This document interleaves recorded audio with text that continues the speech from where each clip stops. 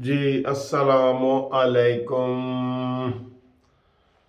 आज 1 फरवरी है और फरवरी का महीना शुरू हो गया है। और आज जो है वो कोई अच्छी खबर नहीं है। नून लीग के हवाले से इसके ऊपर बात करते हैं। और पहले बात करते हैं कि रात को जो थाने पे हमला हुआ है दहशत गर्दों का, उसकी डिटेल सामने आई है।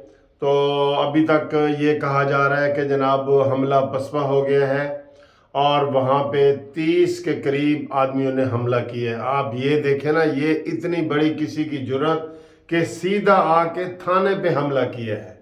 और 30 आदमी थे, दहशत गर्द थे, 3 थे। अब इसकी अभी तक वजाहत उन्होंने खुल के नहीं की कि इसमें असल वाक़या क्या था और किस वजह से ये हमला किया गया। असल में खुल के इन्होंने बात नहीं की, अभी किसी को नहीं बताई। अभी यही कह रहे हैं कि पंजाब पुलिस को, जनाब मकड़वाल पुलिस को उन्होंने कहा है शाबाश शाबाश, और तुम्हें वज़ीर आज़म भी इनाम दे रहे हैं और आईजी भी दे रहे हैं और अवाम भी वहाँ इकट्ठे निकल आए। और ये सारी चीज़ें अभी आहिस्ता आहिस्ता सामने आ रही हैं। रात को भी ये कह रहे थे कि भाई इस तरह की डिटेल इन्होंने नहीं बताई जो आज सुबह बता रहे थे। बहरहाल ये एक वो है, उसे क्या कहते हैं, चेतावनी, उसे एक पेश की खबर है कि इस तरह की चीज़ें भी हो सकती हैं मुल्क में। ये यानी कि ये बहुत बड़ी बात है। थाने के ऊपर आके 30 बंदों का हमला करना, ये बहुत बड़ी बात है। फिर कह रहे हैं जी वो पहाड़ों पे भाग गए, पैदल ही भाग गए, ठीक है। तो उनमें से एक भी गिरफ्तार नहीं हुआ, ये और एक भी नहीं मरा, कुछ भी नहीं हुआ। अभी कोई तफसीलात ज़्यादा बताने से ये गुरेज़ा है, ठीक है। हम इसकी मज़ीद तफसीलात इकट्ठी करके आपको इस हवाले से हम बाखबर रखेंगे और बताएंगे।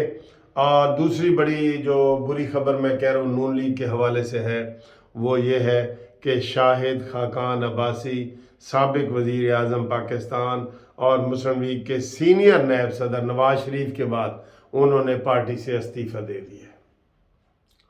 ये देखे ना, वो ये 4-5 प्रोग्राम वो कर चुके हैं, री इमेजिनिंग ऑफ पाकिस्तान, उसमें उन्होंने पूरा ग्रुप बना लिया है। और वो पहले दिन से उन्होंने इस्तीफ़ा तब दिया, बेसिक इख्तलाफ ये हुआ कि जब वो मरीम नवाज को उन्होंने शाहिद खाकान अब्बासी वाला ओहदा दिया। क्यों दिया ओहदा उन्होंने भाई?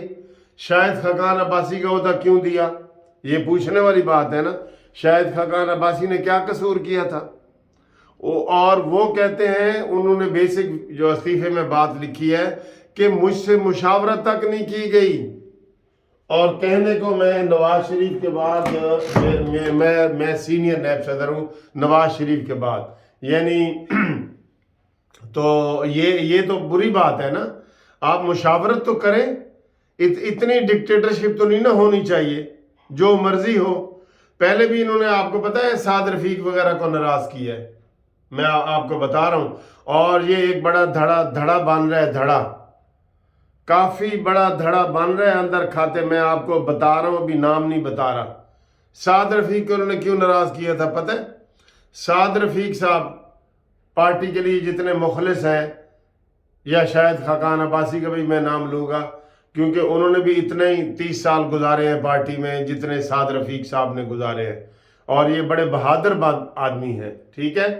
ये अलग बात है कि जो पार्टी से निकलता है वो रह जाता है, चाहे वो चौधरी निसार ही क्यों न हो, ये अलग बात है। लेकिन कारकुनान की आप बात तो सुने, वो क्या कहते हैं। साद रफीक साहब क्यों नाराज़ हुए थे कि इधर पंजाब असम्बली में साद रफीक साहब एमपीए की सीट पे जीत गए, आपको पता है ना।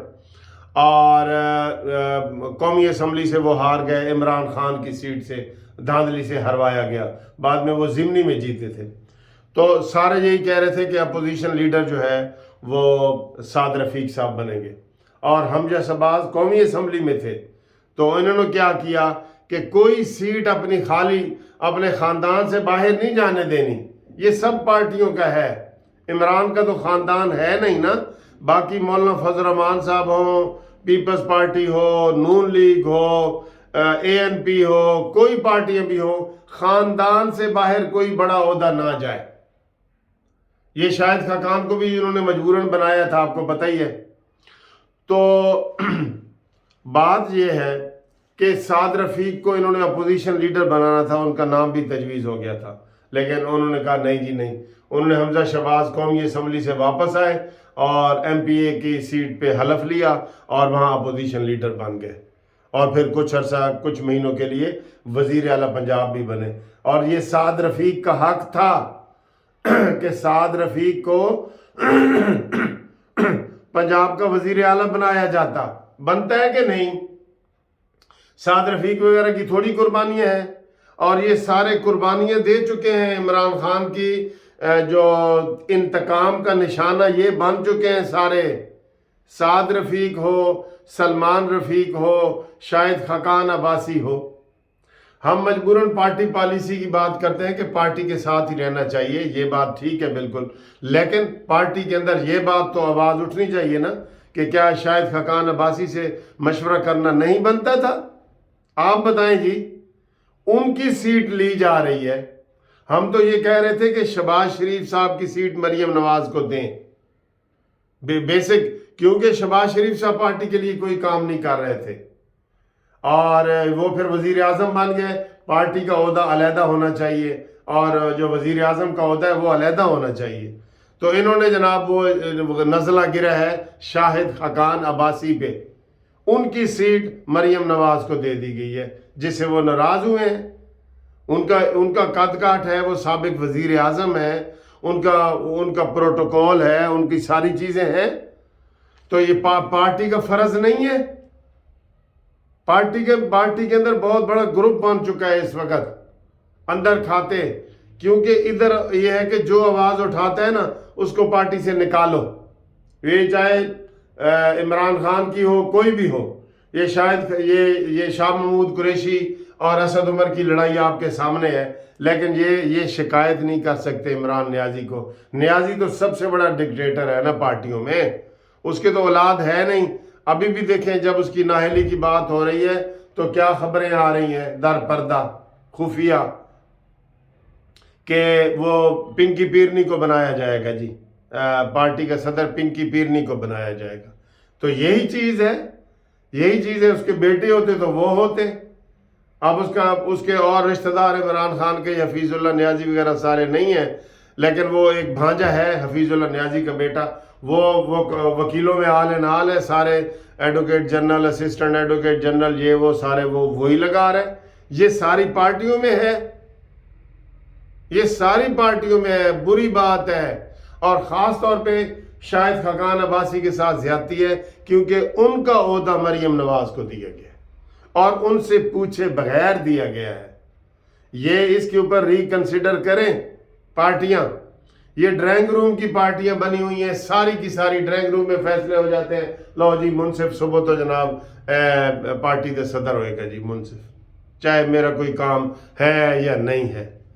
تو یہ مفتاح اسماعیل کا آپ کو پہلے پتہ ہے کہ وہ علیحدہ ہو چکے ہیں، ان کو بھی عہدے سے ہٹایا گیا ہے اور اسحاق ڈار کو لایا گیا ہے، کیونکہ اسحاق ڈار یہ کہتا ہے کہ جی یہ مفتاح اسماعیل صاحب یہ کہتے ہیں کہ اگر اسحاق ڈار نواز شریف کا سمدی نہ ہوتا تو یہ مجھے کبھی بھی نہ اٹھاتے۔ اور اب وقت نے ثابت بھی کر دیا ہے کہ اسحاق ڈار کے آنے سے بھی معیشت میں کوئی وہ سنبھالا نہیں آیا، جس کی وجہ سے مفتاح اسماعیل کو ہٹایا گیا ہے۔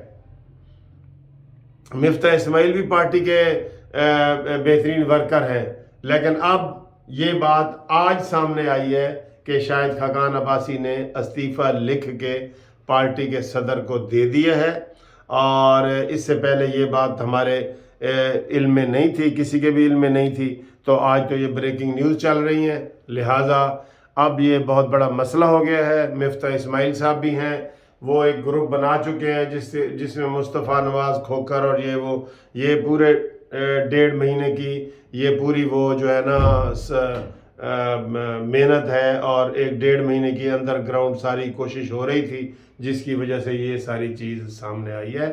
پارٹیوں کو سوچنا چاہیے، بالکل سوچنا چاہیے۔